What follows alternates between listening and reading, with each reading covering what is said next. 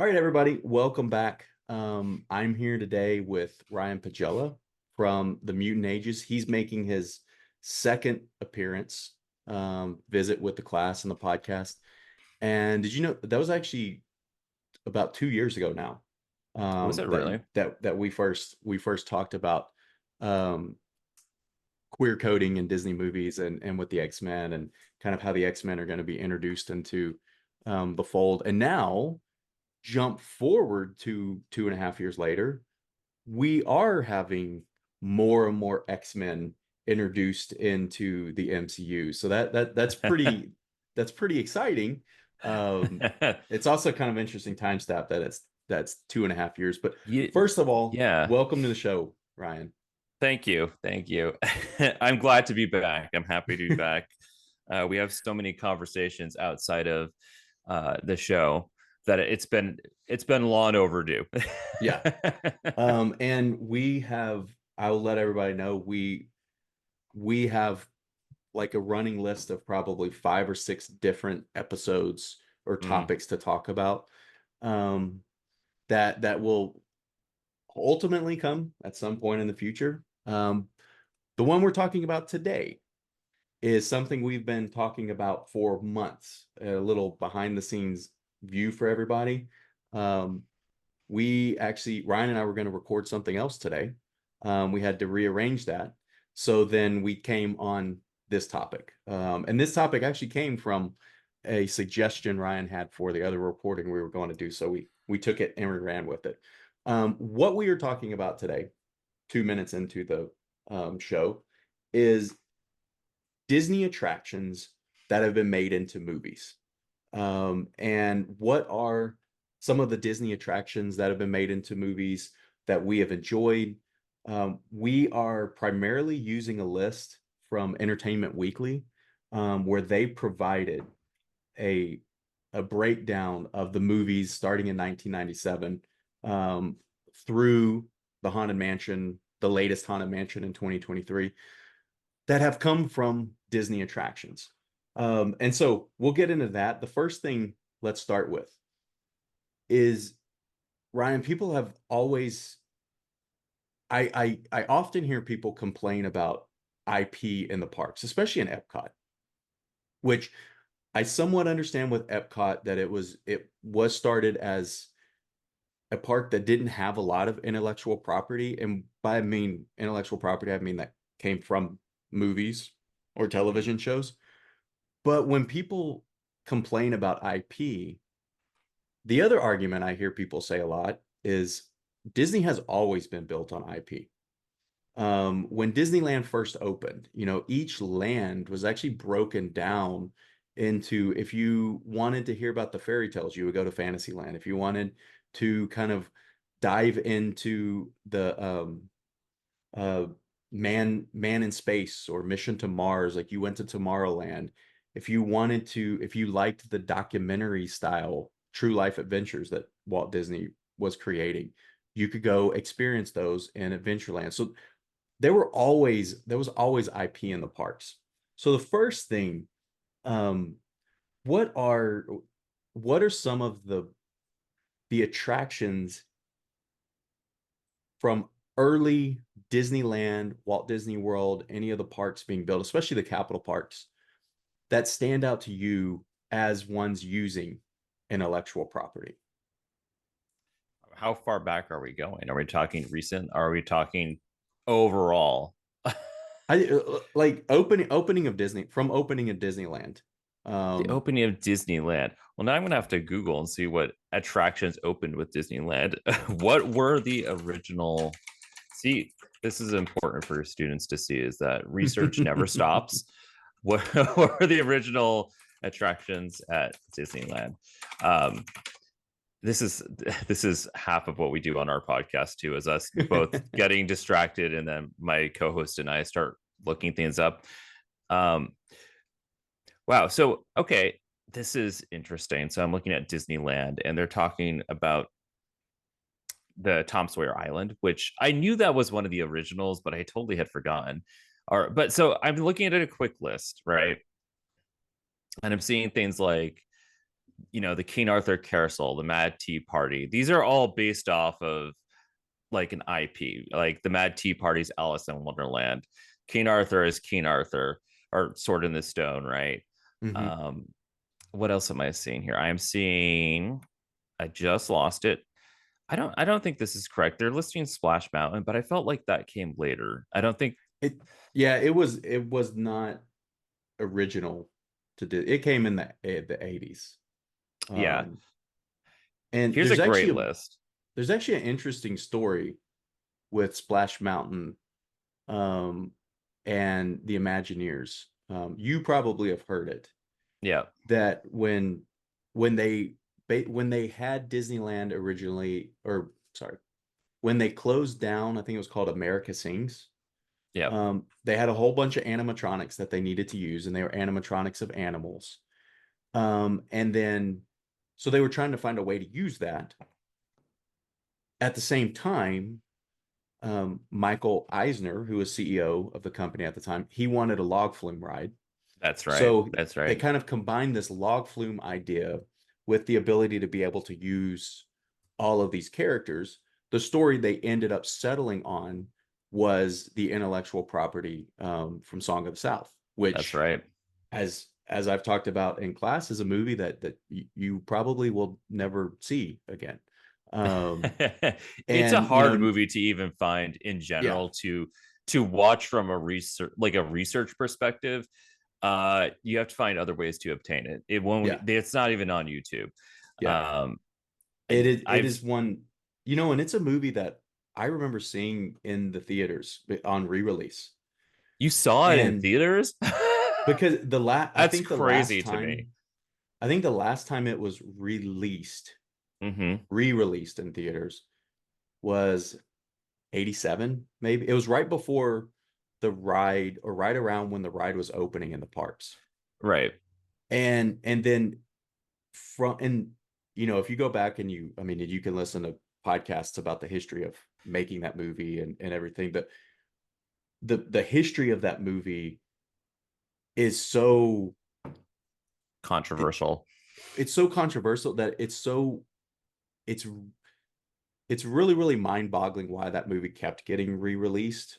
That, like, Yeah, now the company would just prefer people not remember that they made it at all, I mean, you know? they pretend it doesn't exist Yeah. anymore, which is Except hilarious. for that Splash Mountain. attraction, right? Well, not anymore though, because Yeah. it's been converted over to Tiana's Yeah. ride. I forget what it's called off the top of my head.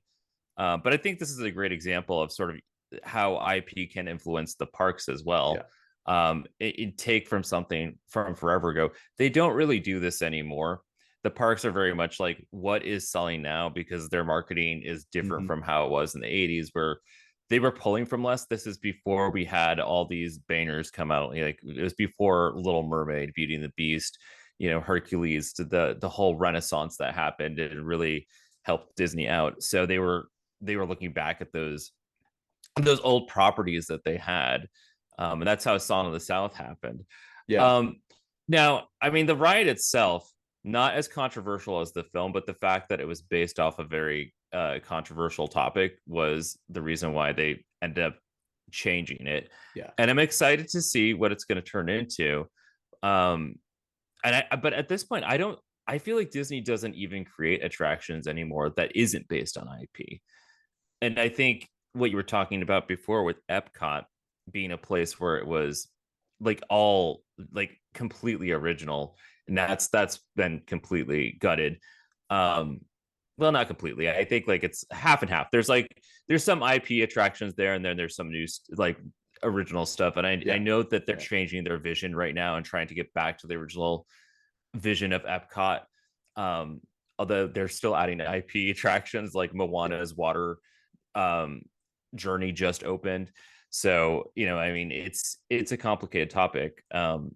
But I did look up this list of it's not all the original rides, but these are Disneyland opening attractions that you can still experience today.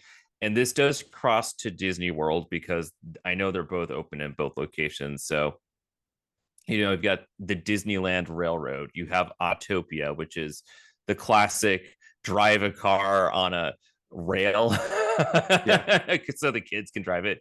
You have the King Arthur Carousel. Mr. Toad's Wild Ride out in Disneyland is still open. And your favorite, Peter Pan's Flight, Hmm. the Mad Tea Party, uh, out in Disneyland, they still have Snow White's Scary Adventures. Um, and then, of course, there's the Mark Twain Riverboat and Jungle Cruise, which has become such a fan favorite. I feel like that's the best way to describe Jungle Cruise. I've Yeah. always loved it. I love that it's campy, and for your students who may not know, it's you're sitting on this cruise boat that uh it's really cool how they built it originally. There's this whole show on Disney Plus right now that's Hmm. called Behind the Attraction, and they showed how they originally built the Jungle Cruise. It's very different from what it is now, but I highly recommend it if you want to see it from a production level.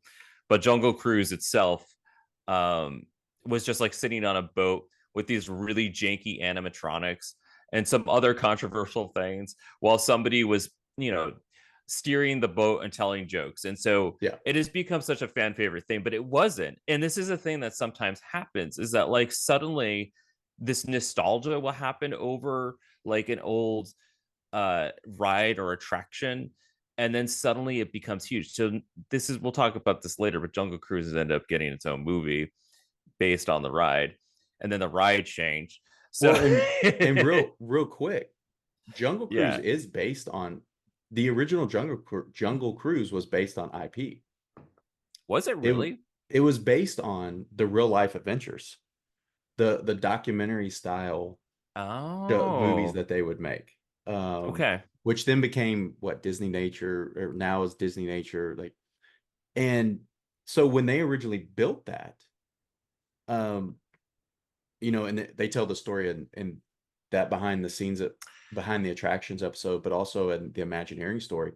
Yeah. Walt Disney, the person, wanted he wanted live animals on the Jungle Yes, Cruise, right. And that wasn't and going to happen. he got convinced not to do that for obvious reasons. They would be sleeping, it would be hot, that would be a pretty big The boat's insurance going to hit a policy. hippo. I mean, Yeah. there were so many things. Um, Uh, but then that actually came, that idea came to fruition of having live animals in an attraction right, when Animal Kingdom opened. right. However, 40 years later, when Yeah, Animal Kingdom opened after Disneyland opened. So yeah, that one was based off of IP as well. And all of those lands were really like IP lands. If you wanted to experience, as I talked about, if you want to experience Davy Crockett, go to Frontierland. yeah. Those types of things. Um, so what? Go ahead and go finish up the list of what the original Oh, ones were. I think that was the this was the website I was looking at, and there's probably more, but what I was just looking at had those listed, and I was like, Okay. that's a good starting point. But I do know that like there were other rides out there because I always think about 20,000 Leagues Under the Sea, which was I think later converted into something else. Or I think Little Mermaid was built around it instead. Yeah. And you can still see parts of the original Hmm. foundation of that ride in there. Uh, I really wish Rachel from Disology was here. I actually reached out to her before we did this, and I forgot that her mom was visiting. But she knows every single attraction in those parks because she lives in Orlando, Yeah. and she will give you the full history. Um, And she would have been really great for this.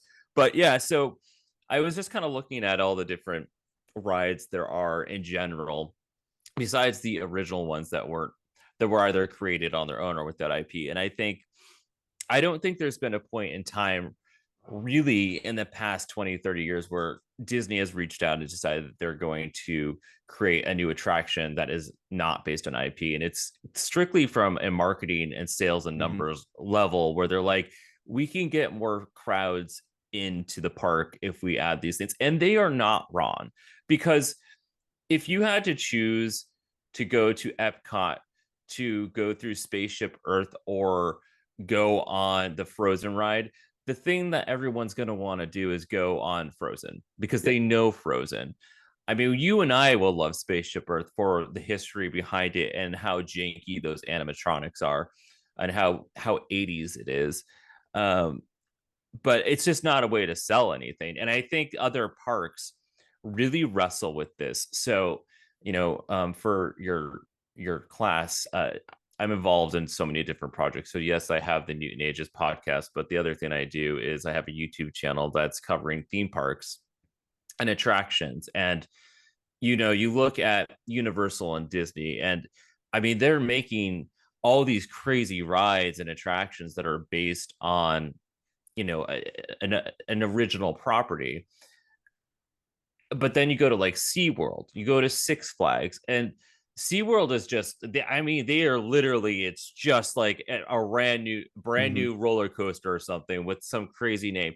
Six Flags has the property, they own the properties to like Warner Brothers, so they can Hmm. put Batman and Looney Tunes and all that on everything, but they don't do anything with it. They'll just paint a roller coaster red and call it the Superman. Whereas Disney is giving you this whole experience, like you're going into Frozen, that the queue line has been built to make you feel like you're an Arendelle, and then you're going through and experience the movie through this crazy flume ride. I mean, and that's where they're making their money. So, Six Flags can open up like a brand new roller coaster, and the roller coaster and thrill ride junkies like myself are going to be like, oh yeah, I can't wait to go experience that. It's going to have all these inversions and launches, but those aren't words that people know. Hmm.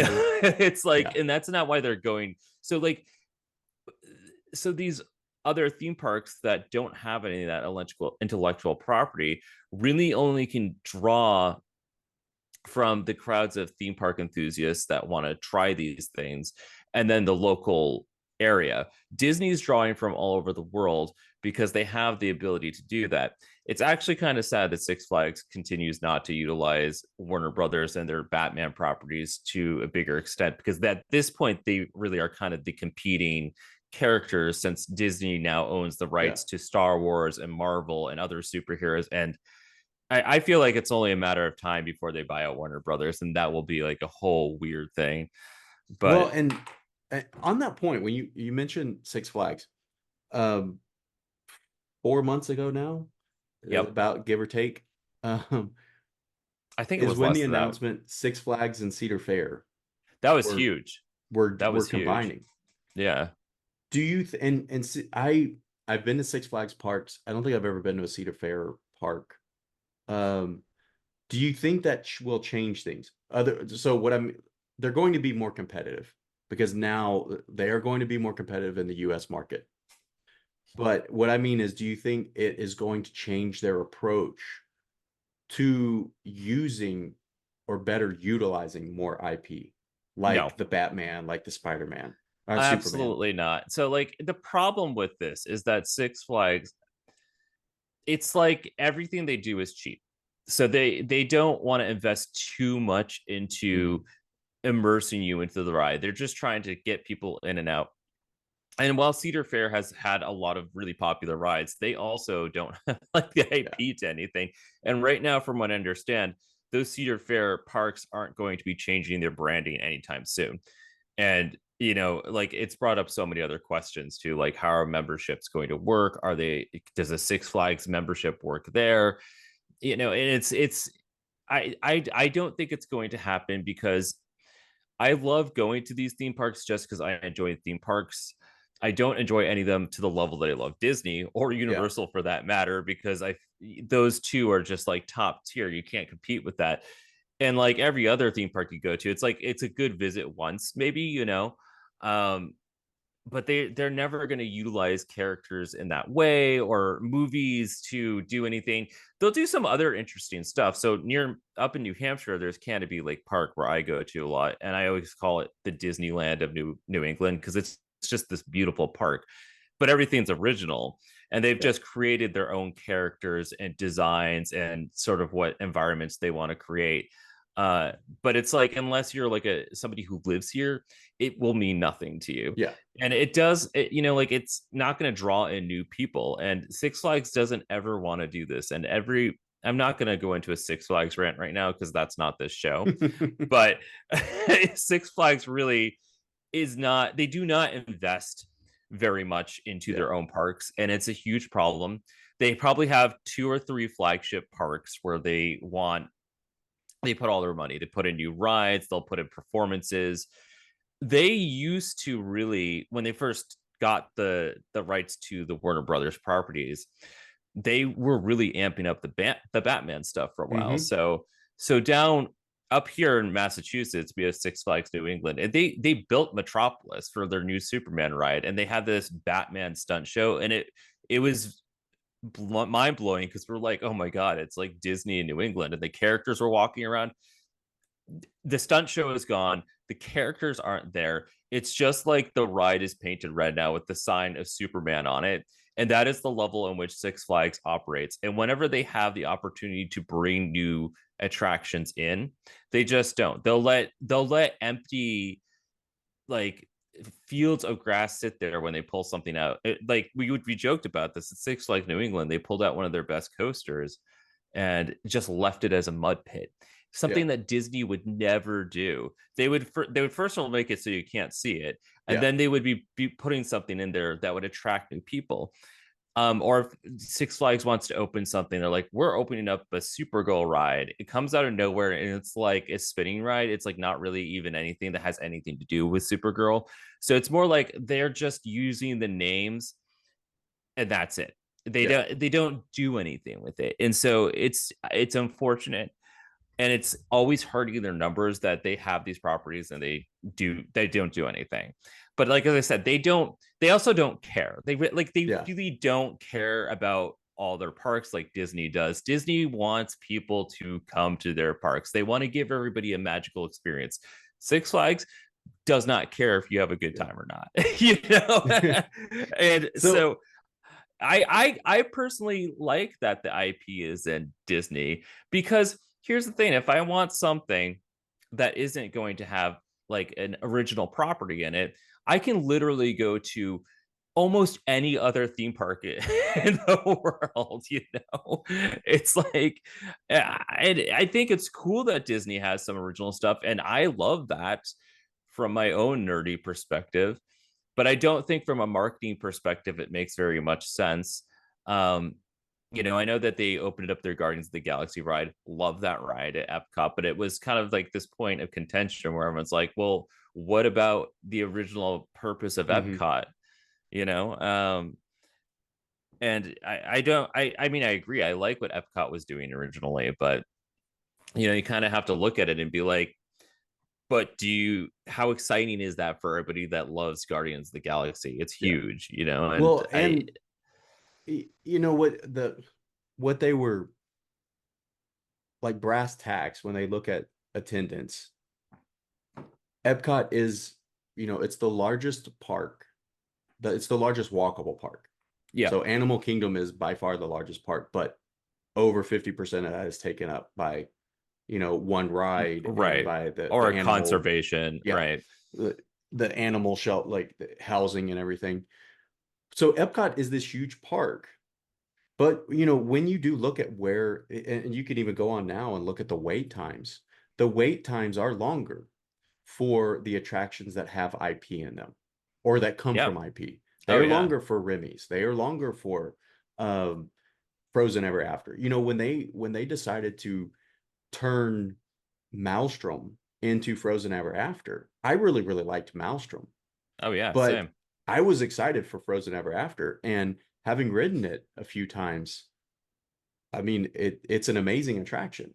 Yeah. Like I no fault on them to doing it. I think, and so when they see those types of figures, well, it's no mistake, or it's no wonder that they're going to make the decisions that they make.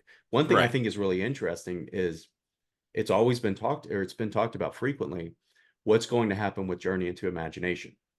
And we're going to talk about later because it's actually on the list, but there is a rumored movie around Figment, that when that movie comes out, that attraction, that It would have to pavilion. change, right? Like, Well, I would first expect that there's going to be a large uptick in attendance at that. You're yeah, no longer going to have 5 minute wait times, which are really 30 seconds. Now you're right. going to have the 40, Yeah, 45 minutes. And then, yeah, I think after that, it probably changes. yeah, The ride itself probably changes. It's not going to go back to what it was when it originally opened. I think that's too expensive to kind of retrofit and get everything back there. But yeah, I do think it will change. But then also, that's going to be an example where if we're having this conversation 15 years in the future yeah, and the Figment movie has come out, let's say it is successful. Let's say maybe even they make a couple movies based on Figment right, or the imagination, uh, that topic.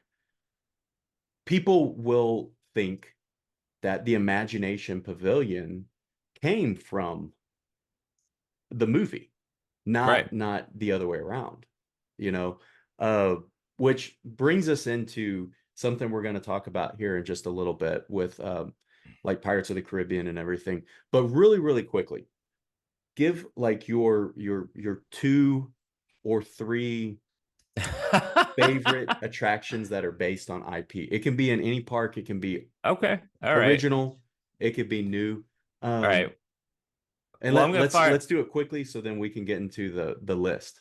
Okay. Well, I'm gonna say I have not read. I've not been to Disney since Toronto's opened, and I'm hoping to Okay. get there within the coming months. Yeah. 2023 was not a year I was able to easily travel for personal reasons. Um, but I'm sure I will love that ride. You haven't ridden it, right? No, no. I haven't been to Yeah, I was gonna we went say. to I was like, Disneyland this last summer, but I haven't been to okay, Walt Disney World in a while. right, right, okay. So neither of us have been on Tron yet, and I feel like that would skew our opinion a little Yeah. bit because I've heard very good things about it.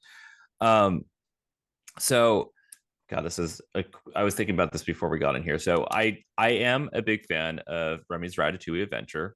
I think it's a lot of fun, but I also love that movie. So again, it's what we are talking about, where it's selling the IP and the attraction together.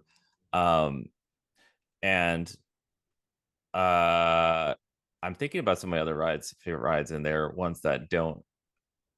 It's the other way around. So I guess we'll come back to that later. Um, but so let's see. We got Epcot. Oh my god! Again, I'm thinking about Hollywood City. Okay, Rise of the Resistance is Hmm. incredible. That's a good second one, and I love that ride. And I also, this is my third. You're gonna laugh. I am a huge fan of the Three Caballeros ride. Love that Oh, ride. I was there at Epcot, and we were staying on property, so you get to go in early. My friend and I were like standing there, like we had just gotten in, and like people are running to like Guardians or Frozen or Remy's Ratatouille Adventure, and the two of us ran to the Three Caballeros because yeah. nobody was on it, and we just stayed on it. We Yeah. just kept on circling it. I love that ride. It's so funny. It's like the whole riot is about them trying to find Donald, and Donald is too busy like running around flirting with like whoever. Yeah. It's hilarious. It's a great ride. You know But that Go ahead. oh no, no, no. You gotta tell me what you're gonna say, because I was just gonna turn around and turn the rapid fire questions back at you. Well, interesting story about um uh, I can't remember what the actual name of the ride is, What but is it it about? it is about Three Caballeros. But you know how you float past the restaurant. Yeah, I think. Oh, Um so cool. that that I think was something they did because when they originally built Pirates of the Caribbean in Disneyland, Yep, and I was lucky enough to go this last summer for the first time to Disneyland. It is so cool. You float past like the Blue Bayou restaurant, and it's this yeah, real great scene and everything. And because they built that so quickly in Walt Disney World, and there's a long history on why they originally didn't have pirates in Walt Disney World, and it ultimately led to us getting Big Thunder Mountain and things like that. But yep, because they built it so quickly, they didn't put in that opening scene. And so when they built Epcot, I think that was kind of the their chance to say, okay, we have an indoor attraction. Yep. Basically all of basically all of the Mexico Pavilion is in a pyramid. So they can have this indoor attraction and we can go float by the restaurant and everything. Yeah. So that's really, really cool that they have that. So one quick thing, since you really like that one, what do you think of the rumors that maybe at some point that would be converted to Coco? You know what? I think it's necessary. It would make me Mm. sad personally because I love that ride. Um, can you hear me? You made a you made a face like you couldn't Yeah, hear me. it knocked out for about 5 seconds. So go ahead, Okay. start what All you were right. All saying right. again. I'll start it again. I was saying that I think it would be the right move, even though I wouldn't want to see Three Caballeros go. But every single attraction has a shelf life, right? Except for the ones that are just classics. Like It's a Small World is going to be there forever. Pirates will always be there because these are just like classics to the park, and every theme park has those. But I mean, the longest I've ever had to wait into the Three Caballeros ride line is 5 minutes Yeah, max when it's full. You know what I mean? Like first of all, people don't even know it's back there because it's like you said, you have to go into the temple through the marketplace and then it's in the restaurant. Like, yeah. it's not, it's in the corner. It's not very well advertised. Um, and I love that ride so much, but I think in terms of drawing people in there and getting people onto the attraction and trying to get people to come to the park, I think Coco is the way they have to go. Yeah. And I think that's why we see this happen a lot where they take an IP and they redo a ride and just turn it into something else. Splash Mountain into Tiana's Bio, I forget what it's called. Tiana's Whatever. Bayou Adventure. Yeah, it was like Yeah. Tiana's Bio something. It was something. I know there was like a whole controversial reason for that, but this is not the first time this has happened. And I think it would serve Disney well. I mean, it's like I said, it would make me sad. But do you think I would also go on that ride and not love a Coco ride? Because I would, Yeah. and Yeah. I think it would be a little bit more culturally appropriate than the Three Caballeros ride currently stands. Well, and I actually remember the first few times I went on that ride, it was not Yeah. based on the Three Caballeros. It was the original ride, which was a boat tour through the country of Mexico. Right. And so, and basically, what they did when attendance dropped on that and they brought in the Three Caballeros is they just added, the animatronics every once in a while, and they added screens where they could show Donald and everything. Yeah. So I think I asked that. So I asked all that and got you talking so I could think about my three favorite. So thank you. The Yeah. I Anytime, I'll just think ramble on. I have to say, Rise of the Resistance is such a cool attraction. Yeah. It's just amazing. Um, I think, and these are in no particular order, but having been out to California Adventure now, the Cars Radiator Springs Racers Yeah. is I've heard amazing. really good things. I mean, it is so incredible. The day we went, we were there at Rope Drop for that ride. Yeah. And Okay. and like that was the one you're not supposed to run, so we didn't But run, everybody ran. but we walked as fast as we could. Plus we, like we had walked as fast as we could to get back there. We ended up Yeah. we ended up waiting maybe 20 minutes. Later in the day we did we actually I did passed like a by. lightning lane for it. Yeah. And interestingly, because I've watched so many videos of that ride and we had already been on it that day, the time that we actually used the lightning lane for, Yeah. it was an individual lightning lane. So like you had, had to purchase it for that ride in particular. When Right. we got on it, some of our speakers weren't working. The speakers in the back of the seat, they're in the back of the Oh, seat on each yeah. row. And so that's where you hear everything. And so as soon as we got on, I was like, oh, some of this isn't working. And so when we got off, I went to go talk to somebody about saying, hey, can we get on it again, or can we have another pass because this didn't work? And my wife actually, as soon as I got off, talked to the person who was working the right, like working our car, and he Yeah, just yeah. let us get back on the next car. He's like, Oh, I that's just go. great. So we actually rode that 3 times, which was really, really cool. That is really cool. And then, They're great about interestingly, that there too. Like if yeah, something goes wrong, they're like, no, we want you to have a good experience. Go through it yeah. again. Um, interestingly, you already mentioned it. I think a ride.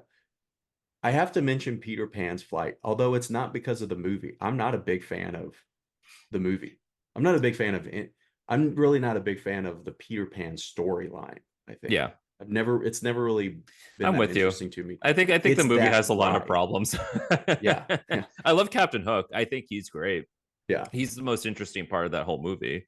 But yeah, Um, what another one draws you that to that is ride? Like, what's that? what draws you to Peter Pan's flight? Because that always has one of the longest wait times in the park. Like, people love that. It was when I first went, that was one of the first rides we rode. Okay. And it was long, but it was the first ride I remember getting on and it being like, oh my, like you take off, and as a Yeah. kid, like as an Yeah. adult, it's fun to kind of see, hey, we're on a track system similar to what they would use like in warehouses and there. As a kid, you're not thinking that. It is literally, it's like Ray Bradbury said, you go flying on a Yeah. pirate galleon. Yeah. Okay. And it was just so cool. And so every time I go back, it's still that like if we That can help it, nostalgia. Yeah. yeah, if we can help it, it's the first ride and the last ride we ride. Right. Like this last time we went to Magic Kingdom the first day we were there. It was the first ride we rode. The last day we were at Walt Disney World, we were at Magic Kingdom. So we Yeah. made sure it was the last ride we rode also of the day. So like Right. but another one I will mention before we get onto the list is the Mickey and Minnie's Runaway Railway. I love that. It's It so good. and if it's so similar to Remy's as far as like Yeah. the technology that they use, I love that but technology. My if friend you calls it, go hold on, I have to tell you, my friend is always like, it's like riding a Roomba. yeah, the the coolest thing to me is when you go in Remy's, when you go in Yeah. and you fall down on toward the floor, and it's in Mickey and Minnie's Runaway Railway when you're falling down the waterfall. Yeah. um if you look around you, you are in this huge like sort, it's like half dome. Like Yeah. everybody's in their like half IMAX style dome. And it's just so cool. And then just to think like just because of the optics, like you actually feel like you're falling, it's really, really cool. One Yeah. thing I'll tell you, if you ever go to Disneyland, go do Mickey and Minnie's Runaway Railway there. Yeah. I heard it's a little It different, right? well, the I think the ride itself is the same, but the No, but the queue, the queue line is different. Yeah. the queue is so much better. I mean, it's so cool at the Chinese theater because like you're walking through the Chinese I theater, know. And it's like but it's and you just see a beautiful. few posters here and there. Yeah. But the Disneyland one, it's in Toontown, and so it's Right. in like they call it the not Carthay Theater. I can't remember what they call it. It's some like cartoon name, play on Carthay Theater, but they have all the props Yeah. from Mickey shows. And the coolest thing to like you're walking past and you actually walk past like and say like here's the chair Mickey sat in when in Mickey's Christmas Carol. And here's the Yeah. desk he Right. wrote at and Right. all that stuff. Yeah. And just the coolest thing to me, and I don't know, in another year or so, um, maybe it would be embarrassing, but one of my sons, when we're walking through, we walk past one of like the costumes that like they Yeah. built to say like Mickey wore this in I think Princeton Pop or something. Yeah. And he said, Dad, did he really wear that in the movie? And like all at the same time, like this rush of emotion, like Yeah. tears coming to my eyes, thinking, this is it. Like, my like this is the magic Hmm. that like Yep. here's someone seeing this and thinking, did this really happen? And me as an Yeah. adult thinking like, obviously, this is a cartoon. These props aren't real, but But you can allow yourself to suspend belief and kind of put yourself in there. And so that was that was one of the highlights of the trip I love is that. like That's a great just that story. little interaction. So if you ever get to go there because the queue is amazing. Yeah, no, I really want to do that. And I also would love to give the Roger Rabbit ride Mhm. because I love Roger Rabbit. I've never actually been on it, and I do know that they removed Jessica Rabbit out of the trunk in that ride, but now she's just not in the ride at all. I'm like, Yeah. well, you need to put her somewhere. She can't just not be there. Uh, but yeah, there's there like a list of Disneyland rides I want to do when I get there. I also want to when you're talking about Mickey and Minnie's Runaway Train or Railway. I was thinking a lot about a couple other things that are kind of relevant. One is the Millennium Falcon ride. That is that Hmm. interactive ride where you're like moving around and like everybody has to work together to play this interactive ride, which is really cool. And there's nothing else like it. And you always get paired with strangers if you're Hmm. not in a group of six people, which always adds like this fun element of surprise. I think they're doing a lot of really cool stuff with their Star Wars section Yeah. because they always had like their sort of like motion ride at Star Tours for many years, and I loved that. Um, but I also wanted to bring up there are rides that you and I have never got on because they're just not even available here. So, for example, there's that other Roomba ride, the Beauty and the Beast ride that I forget which location it's in, but it's incredible. It's like the one that has the animatronic of the Beast turning into a Prince animatronic, and everyone's like Hmm. mind blown about how it works. I'm sure it's a matter of time before they add it to Disney World, but like there's this is the level of attractions that there are that we can't even have access to unless we leave the country. And like they have like there's a whole like frozen section in a different park somewhere. So it's like everyone just thinks about Disney World being like the hub of all the good stuff, and it's like no, you have to like if you want to experience all these different attractions Yeah. based on their IPs, you have to literally travel the world. Yeah. And in as we get into this next section, like every haunted mansion and every single Disney park is themed to the country that it's in and Hmm. their mythology, which is really cool. And Yeah. I love that about Disney is that like you could go to Disneyland or Disney World, but the experiences that you're going to have there may seem familiar, but there's different attractions at them. And I've Hmm. always thought that was a really good selling point for them. It's not just like a carbon copy wherever you go. Yeah. Um, so anyway, I could ramble on about if the attractions. Oh my god, this is what I was gonna think about. This is what my ADHD kicked in here, everybody. Muppet 3D Vision. That's on my top Yes. five, Yeah. 100%. And I Yeah. can always walk in because nobody goes to it, so Yeah. it's great. um, All right, but we can move out of this section if you want to talk about what we have lined up right here. so this list, I Mhm. found a list of from Entertainment Weekly about movies that have come from attractions. And actually, we'll go through the list and give our thoughts on if you've seen the movie and thoughts on the attraction itself. The first one, 1997, Tower of Terror, and it actually was a made for television movie that appeared on ABC, and it was created, excuse me, to promote the opening of the Tower of Terror ride. And Yep. so the movie itself follows the backstory of what the Hollywood Tower is when you walk onto the attraction. I think before we had talked, it's been a long time since I've seen the movie. You have not seen the movie, correct? I have not. And you know what? You brought it up when we were discussing doing this episode. And I was like, I didn't even know this movie existed. That's not true. Like as soon as I like looked it up and started watching the like clips of it, it's like, I know this, like, I had forgotten about it. Like I never actually saw it. So now Yeah. I have it lined up to watch tonight. because it's currently on YouTube because people just put it there, and Disney just does not care about this movie at all, because Disney will come after anything to have Yeah. it removed. Uh, nope, this movie is just sitting on YouTube and has been sitting there for years. So like it's nobody's in a rush to take it down. But did you ever see it? I saw it Okay. a long time ago, and I actually have, because of a couple years ago I tried to track it down. So I actually Yep. have a DVD copy, Right. because you can get a DVD copy from, I don't know, like $7 or $8 or something. That I found one and had it. Uh, I bought it, and I have not watched the DVD yet, however, Yep. because like Okay.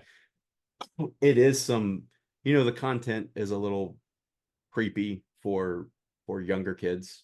Yeah. Um, I mean, it's the Tower of Terror right yeah, there in the I name. mean, although now my kids, when we went to Walt Disney World the last time, and that was 2021, they were asking about the Tower of Terror, and I kind of told them, like, it might be a little scary for you, and but then I guess it was just that curiosity, and the curiosity kept building. So we rode Tower of Terror, and they absolutely loved it. Great Um, ride. and then when, at Disney or at California Adventure, it's now the Guardians of the Galaxy Mission Breakout, Yeah. which I think they like the Guardians of the Galaxy portion because they loved Avengers Campus. That's another, Avengers Campus is amazing. And Oh yeah. whenever they open that new e-ticket attraction in Avengers Campus, it's going to Oh be yeah. amazing. Um, but yeah, so it's been a while, but the next movie on the list is a movie I did not know, or at least have to, maybe I'll remember, maybe I'll have a revisionist history and think I remember it later. But in 2000, Disney released Mission to Mars. And that actually, it was directed by Brian De Palma, and it starred Gary Sinise, which Gary Sinise has pretty deep Disney ties. Right. Um, and this was based on an attraction, Mission to Mars, that started as, I think, what did it start as in Disneyland? The first, like, it actually started from all of the Rocket to the movies. moon. Yeah, Rocket to the Rocket moon to at the Moon, Disneyland. Yep. which that came from the movies that Walt Disney was making during the space race to get Right. people interested in the early days of the space race. And Yeah. actually had Werner von Braun work on some of those movies and be in some of those movies. So when Disneyland first opened, they had rides based on those shows. Right. And then it was rethemed to, eventually it was rethemed to Mission to Mars. It closed in Disneyland in 1992. It closed in Yep. Walt Disney World in 93. However, there is, in Epcot, there's still Mission Space. So that, I guess there's still a little bit of a tie there. But have you ever seen Mission to Mars? I have not seen that. And to be completely honest with you, I had an ex who had it because he's really into sci-fi, and this as am I, but he had it and I just assumed I didn't know it was a Disney property. I Mhm. just thought it was one of the many Mars movies that he owns, which was many. And so like I guess I just didn't realize that and really put those two things together, even though I know that that attraction had existed. And I think by the time that like I was even looking at it, like the Mission to Mars movie, what year did that come out? That came out in what, 92, right? It was like it didn't last much longer than that in the parks Yeah.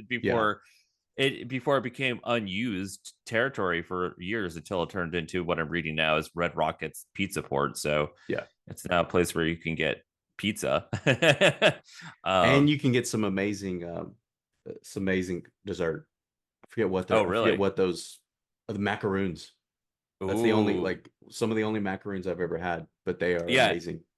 Although it was, I think this wasn't the Disney World version of Mission Mars, because they both turned into like the alien Hmm. encounter that was so terrifying that children didn't want to go to it, and then I think it became Stitch's Great Yeah. Escape, which also children were terrified of. So there's I know multiple people who have like this they're afraid of Stitch because they went on this ride when they were a kid Yeah, and they were yeah, like terrified of him during that ride.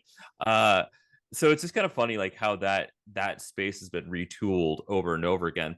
But a great example of how if if an attraction doesn't change over time, unless it is like just it's just mind blowing. Like I don't think we'll ever see Rise of the Resistance go away. Like I don't yeah, know if they can yeah, top that. But like I think things have to get retooled after a while because otherwise it's just wasted space. And people yeah, are if you're able to just walk on an attraction at Disney World any time of the day, any day of the year, that's a problem for Disney World. yeah, Um, but yeah, I did not know this existed. To me, it looks like a video game. yeah, yeah. Right? The next movie on the list is from an attraction that is currently being retooled.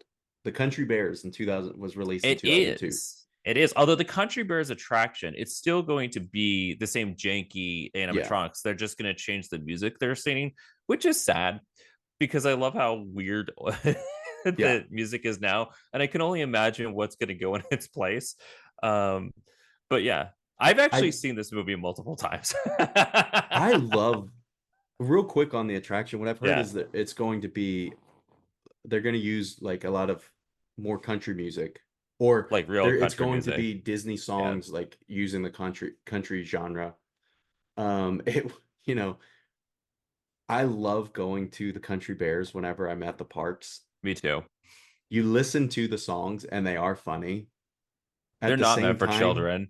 you listen and you're like, this is yeah, we should probably not be listening to this. Like Your yeah, kids you start there asking you questions. They're like, "Dad, what does this mean when she said yeah, this?" Or that? You're like, "She's just dancing real yeah. happily. Just That's what it just don't means." worry about it. Yeah, We'll go get more snacks. It's yeah, fine. I know. The level of innuendos in that attraction are Yeah. really. I was like, I mean, I will drag people who have not been onto that ride when they were there with me. I'm like, we have to go in Country Beer. It's like, why? I'm like, just come on.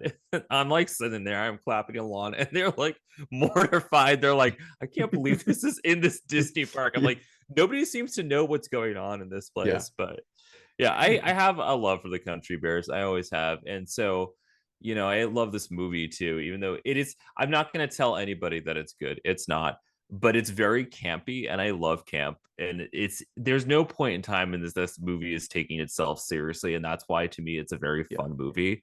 Um, but, I mean, the premise is weird. Like, first of all, like in this world that they have created, humans and like bears That's are my just favorite part that they just like it's like they they're live just like together. It's right like they go to the bear bar at one yeah. point and it's like a bunch of bears are there drinking honey and then there's a bunch of people that's there just drinking and like one of the performers is there.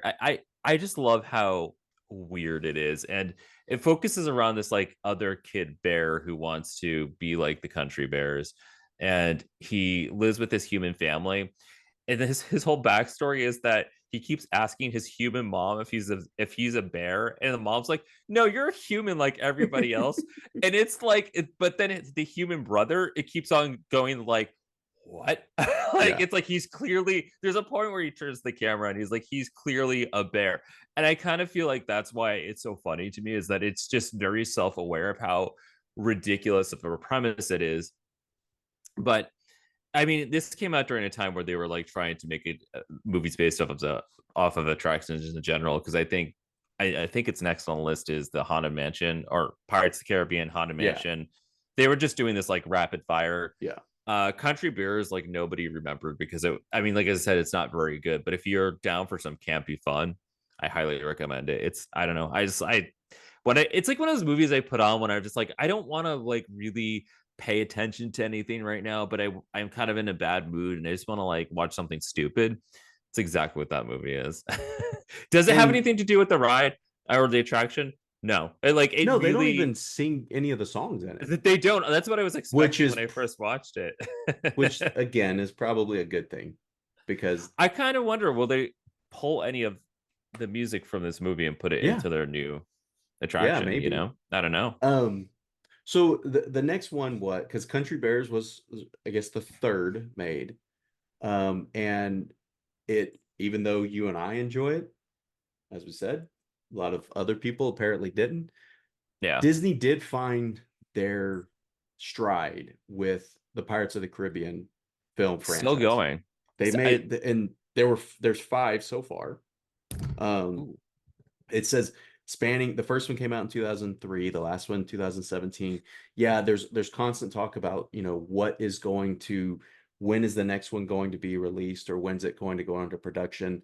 Some of that was slowed down with what happened with Johnny Depp a few years ago, and yeah. everything that was going on with him and his personal life. Has he been in absolutely every single one, or has he been in most of them?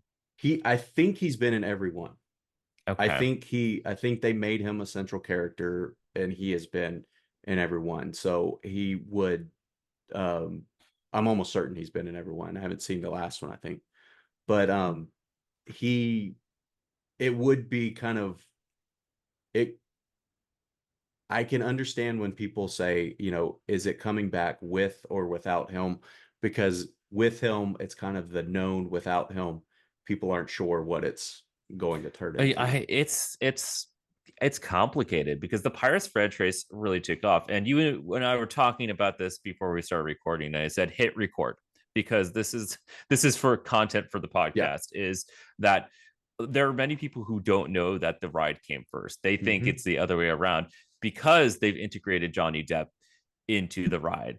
And Johnny Depp himself will show up to Disney World and be like, I want to Hmm. play Captain Jack Sparrow today. And they put him in the costume and he'll just like, there it's happened so many times that every single time I've met a Captain Jack who's really good, I'm like, was that him? Yeah. Like you really don't know. He's very committed to the role. uh but yeah, it's kind of crazy how big that franchise is. And while you were talking about that, I was trying to Google if he was in every single one of them, and he is. But Yeah. turns out there's like a variety of the Pirates of the Caribbean rides, which I didn't know. I thought that it was just the same attraction where it's like the dark boat ride that you're going on. There's two other versions. There's one called Pirates Lair on Tom Sawyer Island, where I'm going to read what Wikipedia says. It says Pirates Lair on Tom Sawyer Island is a rebranding of Tom Sawyer Island. So it's like it's Pirates of the Caribbean, but you're running through that instead of Tom Sawyer's Island, which I'm sorry, that sounds really cool. It's at Tokyo Disneyland. And then the other one they have is Pirates of the Caribbean Battle of for the Sunken Treasure, which Hmm. is one of those Roomba magnetic powered dark rides, and that one's in Shanghai, Tokyo. Um, this is crazy. I feel like I know so much about Disney, and then I come on to talk about something from like a professional level, and I'm Googling as I go along and discovering like a whole other side of Disney. Yeah. But I mean, that's how And big the franchise is. It's taken over like that.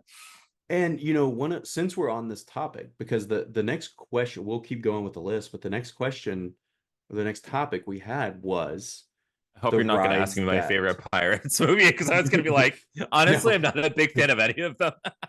the the the rides, the movies that came from attractions that Yeah. then influence the rides.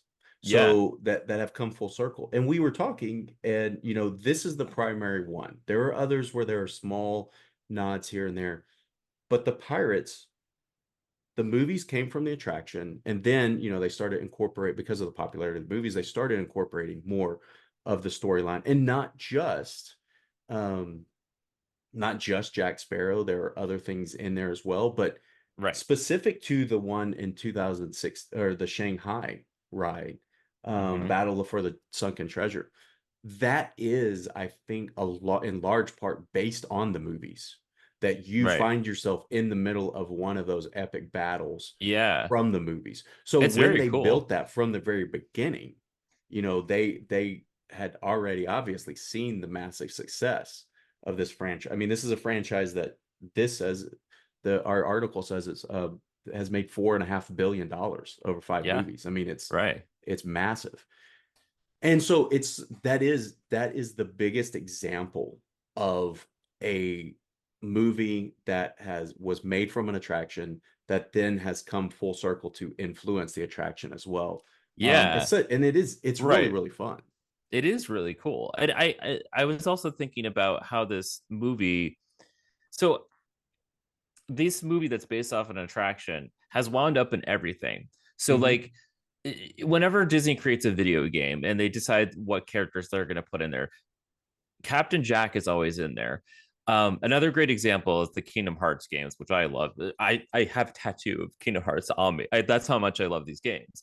They keep putting pirates in there. Well, no other property is like repeating in those games. And every single time I get to the pirate section, I'm like, oh, do I have to sit through the Pirates of the Caribbean nonsense? Because I don't want to. But the ride itself is so cool. Hmm. Like, we are talking about that battle where you're like going through and they're shooting off the fire over you, and like you go that first drop where you go into where it's all happening. Yeah. It really sucks you in. It is very the animatronics and everything that they're doing, it's kind of ahead of its time of when it was Yeah. made, and I think it's very fascinating. That's another great one to watch the backstory on.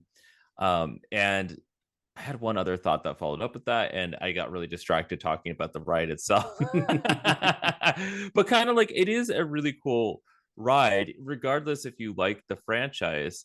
And they put in Jack Sparrow later, and they've done other overlays. So during Halloween, they have people in the ride dressed as Yeah. pirates. So typically it's just the animatronics, but then during Halloween, they'll have people running around telling pirates jokes, which is a lot of fun. Um, and I never feel like I have to wait a long line for it. You know what I mean? Yeah. They did this really cool thing for a while. They don't do it anymore, but down in that, I forget, that's it's not, is it, okay, which land is it? It's either Frontierland Adventureland. or Adventureland. Yeah, I was like, Adventureland.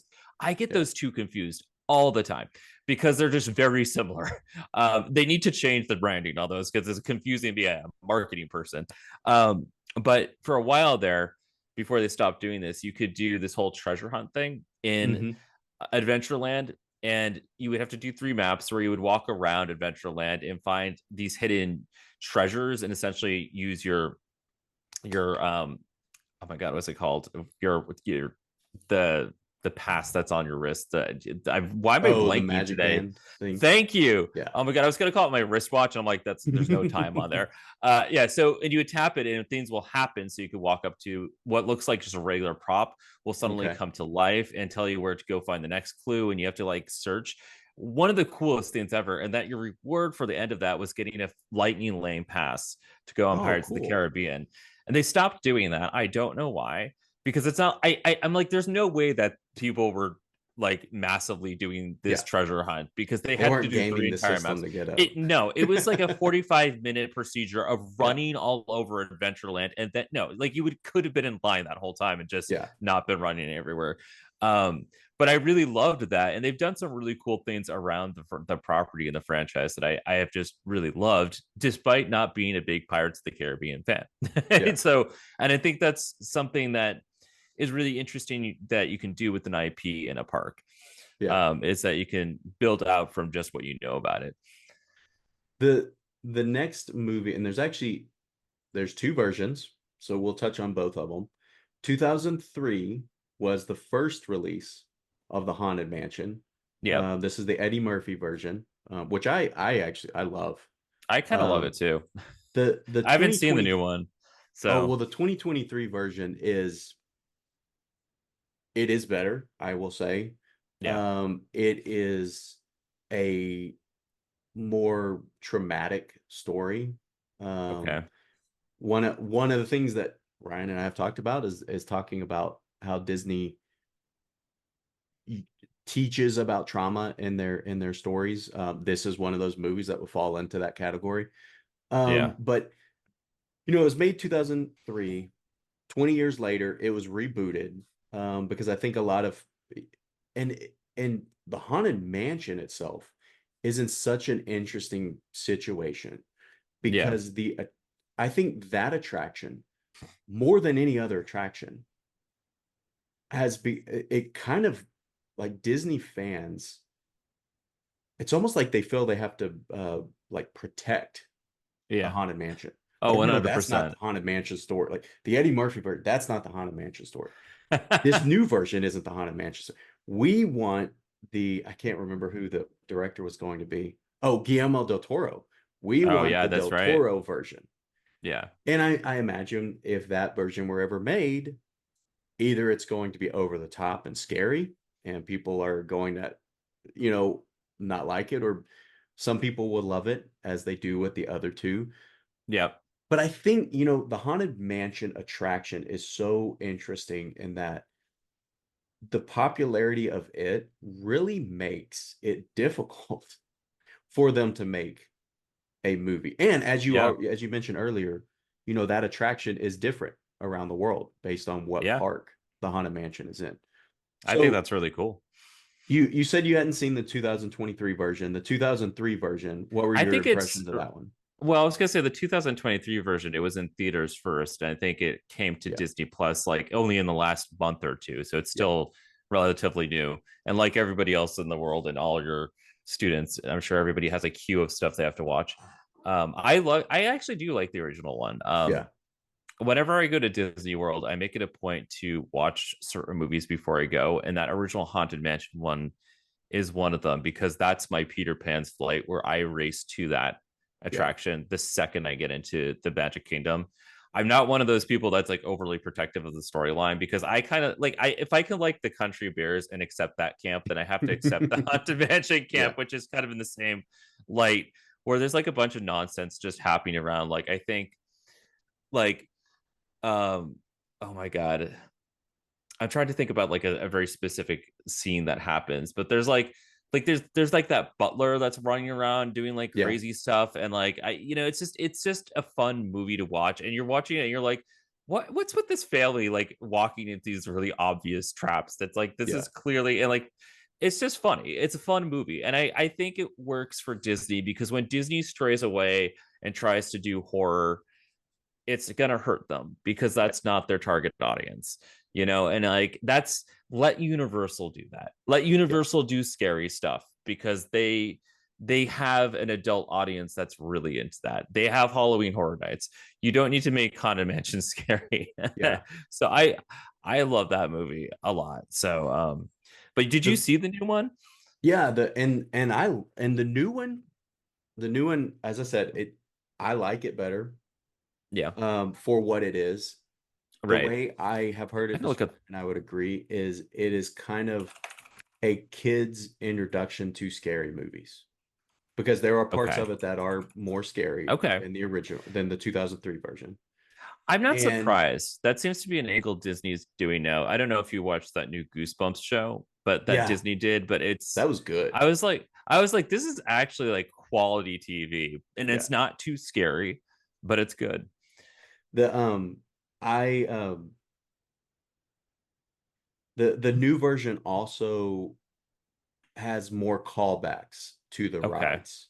It mostly callbacks to the Disneyland version. Yeah. But there's also callbacks to the Walt Disney World version. Yeah. And interestingly, like I've listened to another podcast about the making of the 2003 version and why it kind of was the way it was. Like they were sort of Yeah. trying to stay away from making it too much like the attractions, in case like the movie didn't do well, in case the attractions needed to change, things like that. But the 2023 version it's a good one. Okay. There's two more on the list, and then we'll get to our rapid questions. Um, in 2015, Disney released Tomorrowland, which was really based on the on Tomorrowland, not a particular attraction. It was based on the land of Tomorrowland that are in the parks. Yeah. Did you see Yep. that one? This one I have not seen. And until you pulled it up, I was like, oh right. Meant to see this movie. And I just it so this movie came out like literally when I was like moving out of my ex's house and moving into another space, and like that whole year is just like gone. Like nothing, Yeah, like whenever, like anything that came out that year, I did not see, and I had really wanted to see it, but it's like the Rocketeer, where it's like it just continues to sit on the list, and then I'm like, and then it'll come up again. I'll be like, yeah. oh my god, I want to watch that movie. It it is one that it's not on Disney Plus now. It was Yeah, on for about, I don't know, 7 or 8 months maybe. Um, Okay. and then I don't, for contractual reasons, it's not on there. But But who? I didn't see it when it first came out. I saw it on recommendation. It is Oh, really okay. good. It It looked has really a pretty. like it is very pretty, and it's like it has a message for kind of what we could be Yeah. and like Yeah. how like we need to be. Right. It also reminds me of Meet the Robinsons, because in Meet the Robinsons, Okay. they actually try, they fly past Space Mountain, and they fly past, like, you see kind of these Easter eggs in their scenes Yeah. from that. The last movie on the list is Jungle Cruise from 2021. I remember when Yep. this was announced that Dwayne Johnson was obviously going to be a part of it. They were going to be able to then influence some of the ride features. So this is Right. another movie that not so much yet, but in the future Yeah. could fall into that category of coming full circle. It was also, it was a well-received movie, but it was a movie that was released summer, I think late summer 2021, when not as many people were going back to movie theaters yet. So it's one of the final movies, might have been the final movie that was released as a in the movie theaters and same day as a Yeah. Disney Premiere access. Yeah. Did you see Jungle Cruise? I did. And I think that this was, I'm going to preface it by saying I love this movie. Genuinely, I think it's a good movie. I think this was when I didn't see Tomorrowland, and I'm sure I would love that. But this was when I saw a Disney movie based off of an attraction where I thought that maybe we were hitting a turning point in terms of like making like a quality film. Um, and it's because I mean, they didn't, I was very curious. I was like, how are they going to do? There's no Hmm. plot when you're sitting in the Jungle Cruise. It's just like you've got a skipper making jokes and Yeah. like pointing at stuff. What they kept in the movie, but they wrote this like really great story that involves this skipper who's essentially like a ghost that's like cursed and like stuck on this jungle cruise, played by Dwayne Johnson, The Rock. He's starring next to Emily Blunt, who we know is amazing, and this is awesome. They made her the explorer. They made her Yeah. the Yeah. adventurer, and then they had her brother, who was an openly queer character. Thought that was really cool, although he does have a lot of queer coding issues. But I liked that there was moments in that movie where Dwayne Johnson, The Rock, was talking to him about his Hmm. queerness and then accepted that. And I thought that was pretty progressive. Overall, I think it's a really good movie. And I think it's like they did a lot with so little, and I was like, it gave me like that. We're watching like an Indiana Jones movie, except Indiana Jones is a girl, and Yeah. like the person who's in peril is Dwayne Johnson, The Rock, Yeah. and I loved it. I loved the role reversals happening there. So, how are your feelings on it? I like the movie. I've watched it several times. Yeah. Okay. Good. I was like, are we gonna And have to fight? and and the I've heard rumors of a sequel. Yeah. I was just I googling think that, the trying to fact see if that there it was has anything. Dwayne Johnson and Emily Yeah. Blunt make it a strong candidate for a Yep. sequel. Like all of the storyline. I loved the whole storyline of it. I did It was too. a movie that we actually watched. We were visiting my sister, and so we did premiere access, and everybody, like all the older cousins and everything, sat down and watched Okay. as well. And like I said, that was when people, not as many people were going to the theaters. We weren't going Yep. to the theaters as much. And so when we would do those premiere access, we would like make it like a movie theater. So we like had Yeah. tickets that we gave the boys and had, popcorn I and love candy this and so stuff like much. that. That like so they had a really, really good time with it. So I got to tell you a story about that when you're done with that thought, but keep going. I look forward to seeing what this would be next, what kind of sequel this would come from. Go ahead Me with your too. story. Oh no, so like we were talking about what you were doing with the boys. I love that because when COVID hit, I think, God, what was the movie called? It was a different Disney movie. It was like a Pixar film, I think. The Onward. one. Thank you. I Yeah. was like, I was gonna say Inside Out because I happened to also watch that week, but I had friends over during COVID because we couldn't go to the movie theaters to see movies. So the movies that were coming out, I did the same thing. I did the whole movie theater thing. I dimmed the lights. I made a fake like menu that I put on Hmm. the wall and made some illustrations, and then I queued up like a movie trailers and stuff Yeah. that I Yeah. had on a YouTube playlist, and then also like the queue while you're waiting for the trailers to start. I put in like like trivia and stuff. I just I love that you did that because I'm like I love that stuff. I think there's Yeah. a like I think seeing a movie doesn't need to be you're either in the movie theater or you're sitting home on your couch eating dinner just trying to scarf it down while you're watching a movie. I think it can be a full experience, and Yeah. I think it's really Yeah. cool they were able to do that. So, Yeah, but do you want to? that's super cool. That's Yeah. cool you did that. Onward was the last movie we saw in the theater before theaters closed down. Oh wow. Okay. Yeah. Because it had been out, I think, 2.5 weeks. And then, Yeah. And then got it had to released close. early. Yeah. Yeah. Um, What a weird it time. is it's one, yeah, no. It's one of the movies that if if anybody asks me what I want to watch, the boys are like, "Oh, he wants to watch Onward." Yeah. Okay. It's one of my favorite Pixar movies because it's, the story of the two brothers, Yeah. and Yeah. um so it is really, really fun.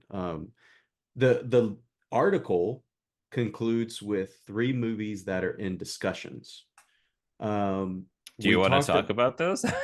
yeah, well, just if No, you no, no. if you're I mean, excited about these. yeah, no, no. I was saying that in a funny kind of way because I know what one of these are, and I know The your feelings around it. So, So we touched on the Figment one, yeah, which I think will be really, really. I'm excited for it. Honestly, this is a movie that it doesn't matter to me if it's good or not. Seth Rogen is tied to yeah, it. So chances are it's going to be silly. It's going to be funny. His movies usually are very silly, but have heart to them as well. yeah. Um, I think it would be really I don't cool. care if it's good or not. I'm just going to love it. But Yeah. what do you think? Well, I was gonna say, I think it'd be really cool if they utilize this opportunity to do sort of like a Who Framed Roger Rabbit Rescue Rangers thing, where it's like you have Figment, just like this completely animated character, possibly even in 2D, and then like he goes 3D at one point, and is like his elements are making parts of the world like turn into like Oh animation and yeah, cartoons and stuff, like just because it's him and like it just his ability to scarlet witch the world around him yeah. with craziness. I think that would be really cool, and I don't think that's what they'll do, but if I were writing that script, that's exactly what I would do. I I would like to see the Dreamfinder come back in some capacity because Yeah, I really I would like liked that too. the Dreamfinder. I have pictures I was looking at earlier today of me the first time I went to Epcot Center when it was still called Epcot Center, with the giant Figment plush, and I have pictures of me with the Yeah. Dreamfinder and Figment. The Ron Schneider, who played the original Dreamfinder character, walk around character, has visited with the class and podcast a couple times. Oh, that's really Um, cool. it like he's a really nice person to talk to. And I would love to see that character come back in some capacity. One thing we actually didn't talk about, and it ties in with, well, I guess first, there's also a report that Scarlett Johansson and Taika Waititi are tied to a potential Tower of Terror movie. That'd That be was in talk for a long incredible. time, based on, and then Scarlett Johansson and Disney had their issues with Black Widow. Now apparently that movie is back into discussions. Okay. So that'll be a fun one. There's also an adaptation of Big Thunder Mountain, which will be a That's TV another one. adaptation. That's gonna be like the Jungle Cruise territory where it's like, what are you gonna do? Yeah. Like And there's not even a plot in the queue line. You just get on the mine cart and you go. but But here's something that is interesting. And I didn't put this on the list. We'll get through it quickly so we can get to the rapid questions. But when Disney first purchased Marvel, Yeah. Marvel actually they asked Marvel or commissioned Marvel to make comics off of some of their popular attractions. And so they made a Haunted Mansion. They made Right. what was really cool is they made a I can't remember if they call it Seekers of the Weird or whatever, but basically what the original I one of the original ideas for the Haunted Mansion was the Yeah. Seekers of the Weird. They made a comic off of that. They made a Big Thunder Mountain one. They made a Tiki Room one. Um, so those are other examples like they of attractions that influence or went into like a Yeah. different form of media. Yeah. Um, and so I would like to see some of those as well. Yeah, I don't know what the Big Thunder Mountain movie would be unless they adapt it from the comic. The comic But was kind of like a they you know might. it the comic was sort of like a traditional western almost. So maybe we would see that. But before we get to the rapid questions, anything else that we have left out you think is important to talk about? Did you want to talk about sort of like quickly, briefly? We talked about it with Pirates of the Caribbean, but like rides that started as rides and then got influenced by their movies or other movies, because I think this is something that happens at Disney a lot. So, like, for example, Haunted Mansion is its own original ride, but during Christmas time in Disneyland, it becomes a Mhm. Nightmare on a Nightmare Before, not Nightmare on Elm Street, different movie. Nightmare Before Christmas, very different movie. Yeah, Uh, Takes over and it becomes a Nightmare Before Christmas yeah, ride, and like that is like really cool. And this kind of thing happens at Disney all the time, where they'll just change it around temporarily or add in little pieces of other movies into rides. I'm hmm trying to think of a good example that kind of plays into Stitch's Great Escape. That's another good one. That was a different original horror aliens hmm attraction, and then they were like, this isn't doing well, let's put Stitch in there, let's make it about Stitch and see how that goes over. And so like I think this is something that does happen where like, or like Jack Sparrow is suddenly in Pirates of the Caribbean. I'm still waiting for them to do something with Jungle Cruise. I feel like that is inevitable. I feel like we're going to see Frank Wolf yeah, in there somewhere. I don't know where. I mean, he's a skipper, so like he can't really be on the boat when there's already skippers there. But like that is a thing that happens, and it's like so it's gone from being an original attraction to them becoming like an IP and then coming back and yeah, influencing its original attraction. And it's a marketing thing. It's like they know that they can get people to go if they change it. If yeah, they make it something that people know, they're gonna go on it. And like before they changed Splash Mountain into Tiana's Bio Adventure, there are a lot of people who are making suggestions. Some people wanted to see like a Pocahontas ride, which I didn't feel like that was really resolving the issue that they were trying to do. But I was like, what about Moana? Can Moana hmm get a ride? I mean, it's on the water, like seems real yeah, easy. And it's like, I think that there's a way that you can convert a lot of these rides over, and see that success where it's like not going to destroy something.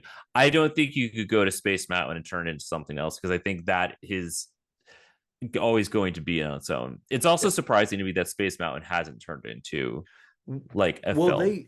they do an overlay with that. Yeah, they The one in do. Disney, they do like a kind of a haunted one at Hmm. Halloween, and then they do Star Wars also at certain parts Yeah, of the year. yeah. Um, you talking about that reminds me, one of the most fun things we did on this last trip, when we went on It's a Small World. We went on it a Yeah. couple times because that's the original, that's Right. I wanted to go on the attractions that were original to the park or 1964, 65 World's Fair. We actually missed great moments with Mr. Lincoln because Okay. it's like at the front of the park. And so like we were running around the park all day and just didn't As at one the end of does. the day, when we get to that one, it's like everybody's already tired and like Yeah. Yeah. so But when we went on It's a Small World, they at Disneyland they have started incorporating. They've started making dolls that look like Disney characters. Yeah, I So had heard about that. Yeah, you're riding through the American West and you see Jesse and Woody. right. You know, like Little Mermaid is in like the Pacific Islands Yeah, section. yeah. And it was pretty neat to be able to like the we would go through and you know the first person to spot them would be like, you know, hey, look, there it is, like coming up and you know, And that's coming exactly up why here in they just a do little bit, this, you know. right? Like you're going Um, through there, like, oh my God, I see Alice. Like you yeah, identify something in this mass room of animatronics that you don't know. Like they're essentially a bunch of random characters, right? And then you see like the one character you get real excited about it. I think they put Stitch in the Hawaii yeah. section. Yeah, Stitch right. is So in there. The Alice has the rabbit with him. Stitch has Lilo. Trying to remember. Aladdin is in there with Jasmine. yeah, The Lion yeah. King, Simba's in there. Um, obviously as an animal. So there, I can't remember all of the examples, but they're really really cool to do. Yeah. Um, so I have four rapid questions. Okay, here we go. Um, we will, and as I said, you can explain. You don't have to explain. We'll both do them. I'm I'll just pretend like I interested. haven't thought of them before. Um, I was gonna say the rapid fire questions you don't usually get to participate in, so this is fun. so the first one is, and we touched on it earlier, in a way, but your favorite Disney attraction, new or old, that comes from IP. That comes from IP. So we did touch about this before. Well, I'm gonna stick to the ones I said because I think those are the best ones. I love Rise of the Resistance. I don't think anybody's going to argue with any of us on that. Yeah, I love Three Caballeros and Remy's Ratatouille Adventure. And I had talked about how I really want to go on Roger Rabbit and Tron still. I'm telling you, I feel like you and I will go on Tron and then we're gonna get off and be like, this is like on the top yeah, yeah. five. Oh, one that I would add to my list. It's not, you know, in Disneyland, there's an actual ride. The Indiana Jones ride is awesome. Oh yeah. Yeah, I'm I really do hope when they redesign Dino Land and Animal Kingdom that that's maybe all right. Dinosaur does become um Indiana Jones because it's the same ride, you know, it's the same Oh, track layout and so you everything. you want that in there, even though like it's going to be Zootopia over there, What's that? or so like I think I don't remember. Dino Land I think is turning into a combination of Zootopia and Encanto, if I'm correct. Yeah, there's gonna be some Encanto. I can't. It's gonna be. Um, it's like a Central America thing.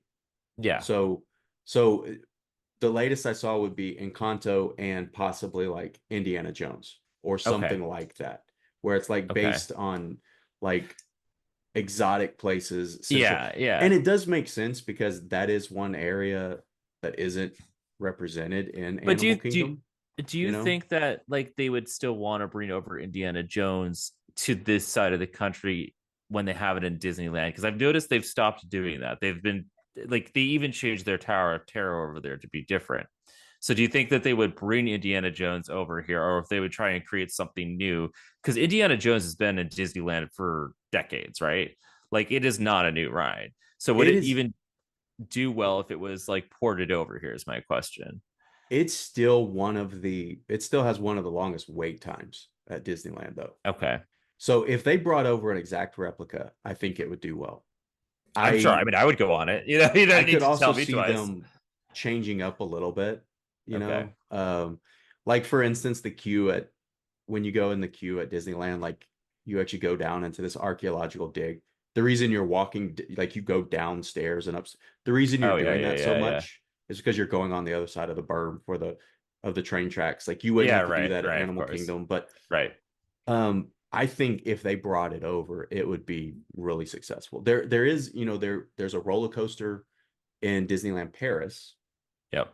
for Indiana Jones, but my favorite, like I so the Disneyland Indiana Jones ride, but also the Epic Stunt Show, the Epic Stunt Spectacular I at love that. Hollywood Studios. It's so good. That's one of my favorite shows in It's packed all of the every single time parks. I'm there. That show has been Um, going for like 40 years, and yeah, they turn people away because they run out of seating still. yeah. That is crazy, right? Like that's a And 40-year-old show.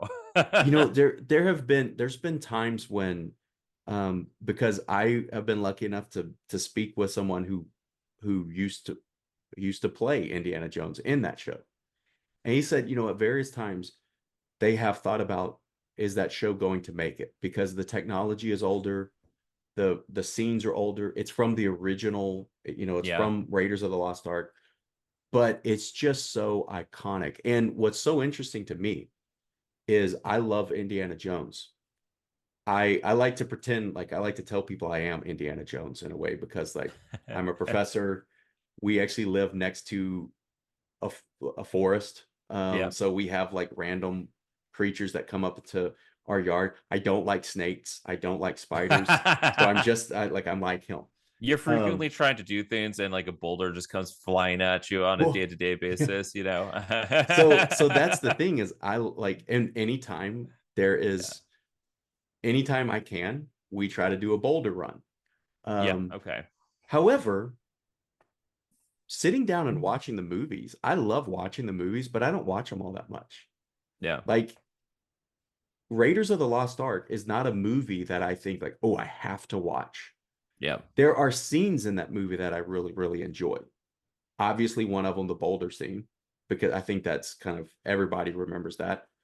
But I think some of the reason I like that particular scene so much and the scenes in that from that movie, I think has something to do with that stunt show because I've seen that stunt show probably 10 times, you Yeah.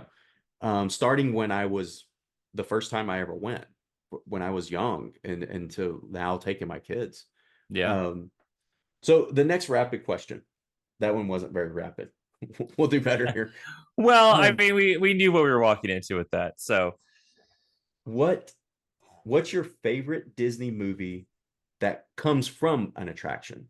So some of the ones that we've talked about. oh yeah. I mean, that's a great question. I mean, I feel like Jungle Cruise is probably the best one. But I love my Country Bears movie. But if I have Mhm. to choose between the two, Jungle Cruise will win because it's actually a good movie. I think I would have to say, as far as movie quality, Jungle Cruise or possibly the 2023 version of Haunted Mansion for Yeah, me. I probably will dig that once when I start watching it. The I do have a soft space for Country Bears though, Yeah. just because of the campiness and what it means to me. I mean, Third it's one, Country Bears. what from any attraction, what movie do you reverse that? From what movie do you want an attraction built? Okay. That's a great question. Do you already have one in mind? Like, or Well, because I have the a couple. okay, you go So first because my wheels are turning on this one. so you mentioned one earlier. I would like to see one from Moana. Yeah, They do have, that's a not like walkthrough. playing with the water. Yeah, yeah, Um, I think it would be really cool to see one from Tangled. Tangled is the coolest, what like does the wait? coolest restroom area ever in a theme Okay, park. You know, they but converted the that's all old, she's got. yeah, they converted the old Skyway station in Fantasyland to Yeah, like now it's a restroom a restroom area. They converted that to Tangled. I would love to see that. And then actually with the success of Percy Jackson, I think it yeah, would be really cool to see one from Percy Jackson, probably in like maybe Hollywood Studios or right. something. And then there was another one that now slips my mind. It was similar to Percy Jackson when we were talking earlier. We mentioned them kind of back to back, and now I can't remember. Um, Oh my god! Now it's coming back to me, and I'm blanking on the I'll name also. I'll think of it and interrupt you while you're talking to tell you. Okay. So what What movie would you like to see from an attraction? Well, I mean, this is a tough one because I feel like they've actually hit a lot of the ones that I love that are from like my childhood. Like it's already passed. I agree with you. I think Moana needs like a proper ride. I think she deserves that. And I would be here for it. Uh, this will never happen, but it'd be really cool to do something with Strange Worlds because I actually really enjoyed that movie. I thought that Mm-hmm. was really interesting and cool. Um, I don't see it happening anytime soon though. Like it's I it just didn't do well. It didn't perform well. So like Yeah. they're not gonna do anything with it.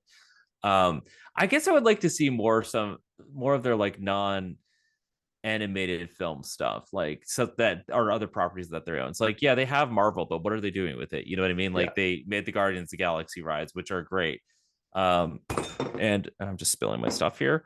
Uh, I once when the X-Men are about to be integrated into Marvel, I would love to see an X mansion that I could walk into, and Mm-hmm. then to have there be some kind of ride with that. That would make me so happy in my little heart. uh, if they can get over all their property issues and contractual Yeah. issues that they currently have with Universal right now, because Universal just are they're sitting on that and they don't have anything happening. But that would be really amazing for me to experience as a Marvel nerd. I love everything they've done with Star Wars. They could keep on adding Star Wars stuff, and I'll be happy forever and ever. Um, I feel like there's something they could do with Raya the Last Dragon. I feel Mm-hmm. like that was huge for a little while, and then it fizzled out. And I know they're doing something with Encanto. Don't know what it is, but I want to go into the Encanto house. That's all I know. I want to So what be in there. the the drawings I have seen of what Dino Land will become Yeah, looks like, it has like the river, a river from Encanto, and it looks like it might have the Encanto house. That would be so cool to be able I'm to sure. walk in and Do you think it things. I would be like mean, the queue line though, or would it be like you can go and explore it? Because that would be epic.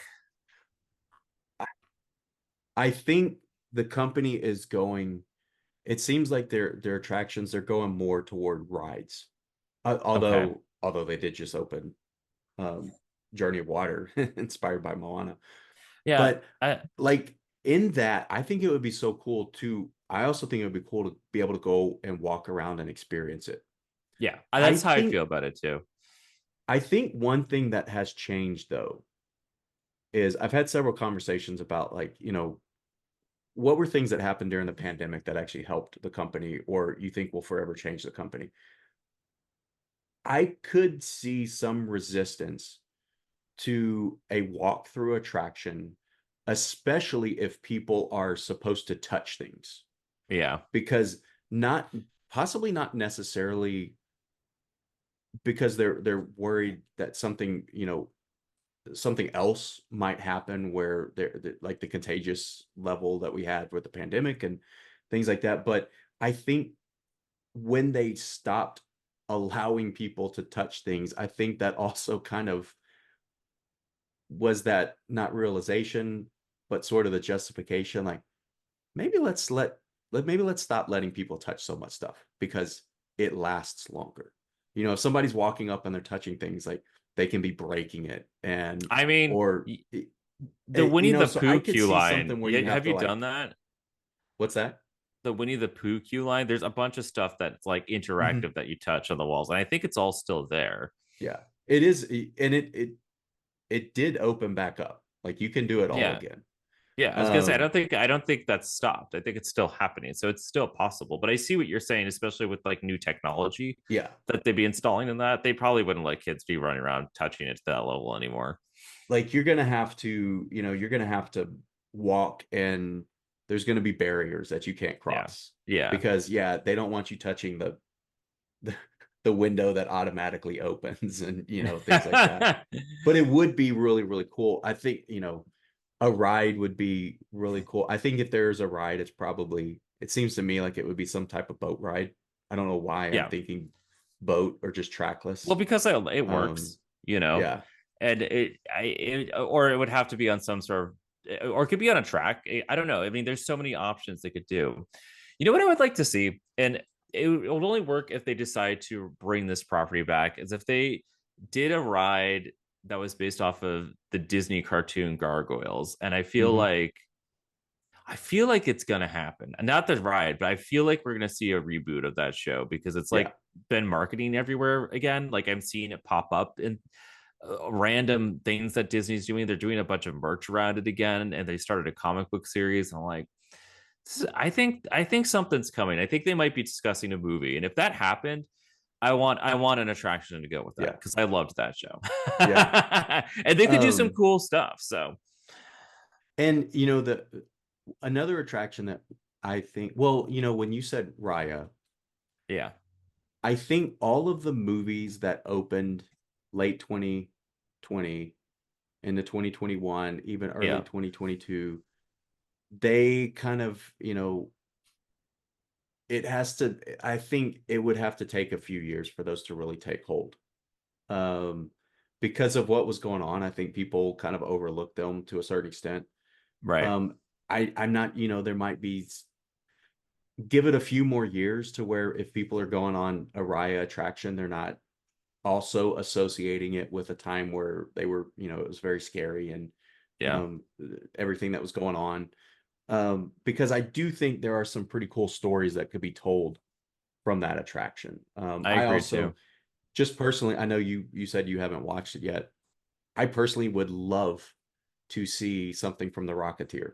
I love that movie. Yeah, I think 2018 and 19, they had a Disney Junior show on it, yeah, where it was like the granddaughter of Philip Cliff Secord. He's the yeah, Rocketeer. got it. Like his granddaughter what became the new Rocketeer and everything. It was a really cool show. I would love to see something like that. Um, the last question. So, of well, we kind of touched on what attraction that we have now would you most like to see made into a movie? Right. So the other way around Yeah. of the remaining IPs that are Yeah, non of the IPs that are remaining, left. Can so we do like basically a we have imagination. which We have is already being talked about Tower of Terror and what was the Big other Thunder one that this Mountain. in Yeah. Big Thunder Mountain Space Um, um how fun would it be to have a time travel movie based on Spaceship Earth? yeah, that would be I'd pretty be down cool. for that. Would be really cool. Yeah. I mean, I don't know how they would like incorporate the globe, but they would in some way. Yeah. Spaceship Earth, I think it would, if there was some way to incorporate, you could incorporate Spaceship Earth, Mm. Space Mountain, and Carousel of Progress, especially if it's a time travel movie.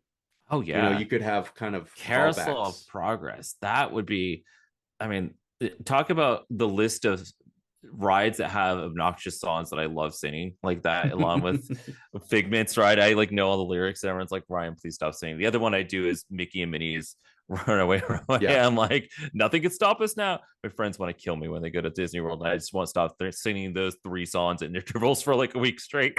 But yeah, that would be really cool. I think that is well deserved at this point. I'm trying to think if there's like even anything else left that is like that hasn't been taken over by IP. And I'm I'm sure going there through is. Epcot and I'm thinking about like they have a bunch of movies and museums, but Magic Kingdom, Hollywood Studios. Okay, so Hollywood Studios, this is interesting. Um, so like the Rock and Roller Coaster is still there, Hmm. and it's always up in the air if it's going to be turned into something else or if Yeah. it's going to remain being the Rock and Roller Coaster. So I can't say like will it like turn into a movie because it's not, but it just popped in my brain right while I was trying to think about all the different locations, and I was like, what is going to happen with that, and You, what could go I in could that see, space? possibly, I could see, well, I was thinking an Animal Kingdom because I was thinking of what attractions. Yeah.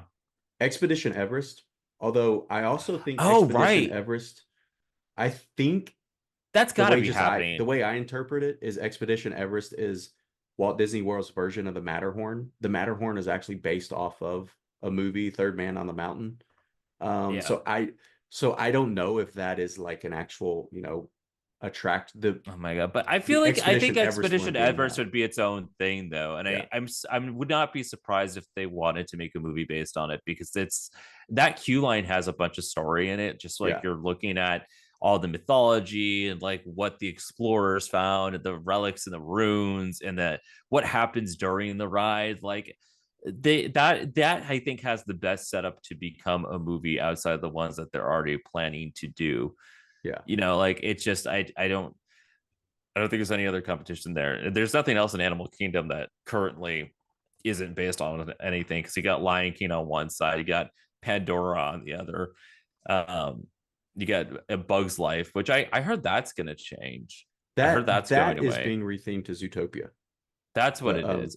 So I the knew Bugs Life Zootopia show. was in there somewhere. Yeah. So Yeah. all right, well, I don't. But now I'm sitting there thinking to the Magic Kingdom. I'm like, so what's left that isn't like hasn't already been turned into a movie or Yeah. hasn't had a movie taken over it, and like I can't think of anything, like which is Yeah. crazy. um That's it, it definitely like they have they have started everything now is about synergy. And yeah. so that is kind of the name of the game. And so yeah, I don't know, what I'm sure there are, I know there are. Someone will tell me, but I can't think of any right now. So so Ryan, thanks for doing this. Yeah, of course, Thanks for of joining course. again.